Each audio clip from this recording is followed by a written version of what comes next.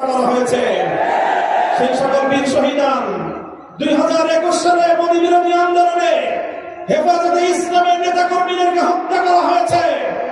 2024 সালের জুলাই বিপ্লবে 1,500 বাংলা তামার সন্তানদেরকে গুলি করে পরিকল্পিতভাবে হত্যা করা হয়েছে। রক্তের সাগর পাড়ি দিয়ে 36শে জুলাই 5ই আগস্ট 24 সালে বাংলাদেশ নতুন ভাবে মুক্তি এবং স্বাধীনতা লাভ করেছে। জুলাই বিপ্লবীরা ঘোষণা করেছিল আগামী বাংলাদেশ গঠিত হবে 1947 সাল, 71 সাল এবং 2024-এর ঐতিহাসিক বিজয়ের উপর ভিত্তি করে। তাই যারা মনে করেন কেন আজকে বাংলাদেশের আলেম সমাজ, কেন আজকে বাংলাদেশের ইসলামপন্থীরা, কেন আজকে বাংলাদেশ খেলাফত মজলিস জুলাই বিপ্লবের পক্ষে এভাবে মাথায় কাপড়ের কাপড় বেঁধে রাজপথে নামতে চায়, যাদের মনে দ্বিধা সংশয় রয়েছে, আমি তাদেরকে বলতে চাই আমরা জুলাই বিপ্লবের আকাঙ্ক্ষা জন্যই বাস্তবায়ন করতে চাই। কারণ জুলাই বিপ্লব 1905 সালের বঙ্গভঙ্গকে ধারণ করে, জুলাই বিপ্লব 1921 সালের ঢাকা বিশ্ববিদ্যালয় প্রতিষ্ঠার ঐতিহাসিক প্রেক্ষাপটকে ধারণ করে, জুলাই বিপ্লব 1947 সালের বাংলাদেশের স্বাধীন জাতিসত্তা গঠনের অভিপ্রায়কে ধারণ করে, জুলাই বিপ্লব 71-এর মুক্তিযুদ্ধকে ধারণ করে, জুলাই বিপ্লব 2013 সালের সম্রাট চেতনাকে ধারণ করে, জুলাই বিপ্লব 2024 সালের ছাত্র বিরোধী আন্দোলনকে ধারণ করে। সংগ্রামী সাথী ও বন্ধুগণ, তাই যারা ইসলামকে ভালোবাসেন, যারা বাংলাদেশকে ভালোবাসেন, যারা বাংলাদেশের শতবর্ষের ঐতিহ্যের স্বাধীনতার সংগ্রামকে যারা ধারণ করেন, জুলাই বিপ্লবের বিপক্ষে তারা থাকতে পারে না। তাই আজ আমি ক্ষমতাসীন বিএনপিকে বলতে চাই, আপনারা ঐতিহ্যের 50 বছরের রাজনীতিকে বিশ্বাসঘাতকতা করবেন না। শহীদ জিয়াউর রহমান, বেগম খালেদা জিয়ার আদর্শের সঙ্গে গাদ্দারি করে বিএনপি টিকতে পারবে না। বাংলাদেশী জাতীয়তাবাদ এবং বাংলাদেশের স্বাধীন জাতিসত্তার যে আকাঙ্ক্ষা, সে আকাঙ্ক্ষাকে যদি বৃদ্ধাঙ্গুলি দেখান, আপনাদের অস্তিত্ব বিলীন হয়ে যাবে।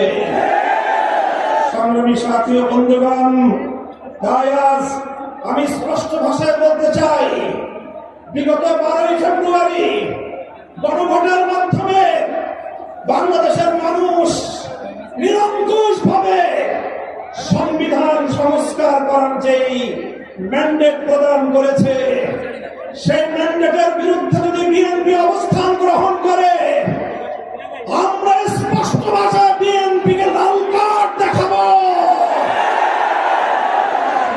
আমি বিএনপি নেতৃবৃন্দকে বলতে চাই, আমাদের একজন সহকর্মী আপনাদের নেতার বিরুদ্ধে একটা কঠোর শব্দ প্রয়োগ করেছিল, আপনারা মাফ করেছেন। তাই আমি ব্যক্তিগত আক্রমণ, ব্যক্তিগতভাবে কাউকে কোন কটু শব্দ উচ্চারণ করতে চাই না। তবে একটা কথা বলতে চাই, যে 12ই ফেব্রুয়ারি নির্বাচনের মাধ্যমে আপনাদের জন্ম হয়েছে, আপনারা যে 12ই ফেব্রুয়ারির গর্ভে জন্ম নিয়েছেন, সেই জন্ম নেওয়ার পরে এখন 12ই ফেব্রুয়ারিকে অস্বীকার করছেন, অর্থাৎ জন্ম নেওয়া সন্তান পিতা মাতার বিবাহকে অস্বীকার করছেন। এর বেশি আর কিছু বললাম না। যদি আমাদেরকে বলতে বাধ্য করেন, আমরা এরপরে আর কোন ব্যক্তির ব্যক্তিগত সম্মানের দিকে তাকিয়ে আমরা আমাদের মুখ বন্ধ রাখতে পারবো না।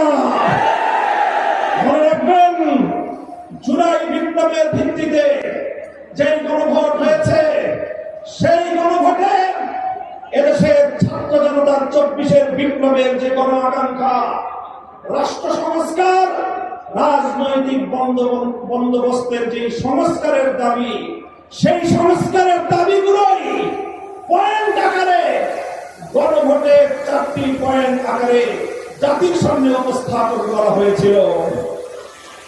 গণভোটের ইতিহাস আপনাদেরকে স্মরণ করিয়ে দিতে চাই। বাংলাদেশে ইতিপূর্বে আরো 3টি গণভোট হয়েছে। আজ 2026 সালে 4র্থ গণভোট হয়েছে। ইতিপূর্বে 3টি গণভোটের রায়ের সঙ্গে কেউ গাদ্দারি করে নাই। শুধু বাংলাদেশ নয়, বিশ্ব ইতিহাসে যতগুলো রাষ্ট্রে গণভোট এবং রেফারেন্ডাম হয়েছে, আজ অবধি কোন গণভোট এবং রেফারেন্ডামের সঙ্গে কেউ গাদ্দারি করে নাই। বিএনপি যদি আজ এই গণভোটের সঙ্গে গাদ্দারি করে, শুধু বাংলাদেশ নয়, বিশ্ব ইতিহাসের গাদ্দার দল হিসেবে চিহ্নিত হবে। আমরা পরিষ্কার ভাষায় বলতে চাই, তাই গণভোটের রায় কার্যকর করার জন্য সংবিধান সংস্কার পরিষদ গঠনের যে ম্যান্ডেট বাংলা